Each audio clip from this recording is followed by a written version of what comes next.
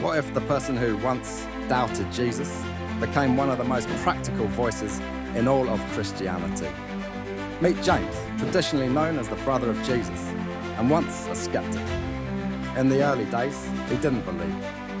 He stood on the sidelines as his brother preached, healed, and gathered followers.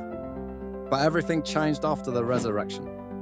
That moment turned doubt into conviction, and James would go on to become one of the most influential leaders in the early church. As head of the Jerusalem church, James stood at the crossroads of faith, guiding both Jewish and Gentile believers through the growing pains of a new movement. It was from this position of leadership and love that he penned one of the New Testament's most powerful and practical texts, the Book of James. His letter isn't full of lofty theology or abstract ideas.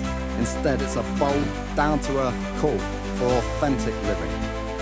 With one unforgettable phrase, he captures the heart of his message. Faith without works is dead. James speaks like a pastor, a mentor, a brother.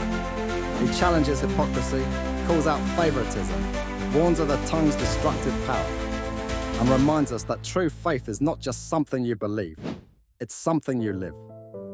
His style blends Old Testament wisdom with the radical truth of Christ. He doesn't separate belief from behavior. He fuses them, urging believers to let their actions echo their convictions. To James, integrity is the mark of faith. And what makes this even more powerful? It comes from a man who once questioned everything, who became one of the church's strongest voices for consistency, compassion, and courage.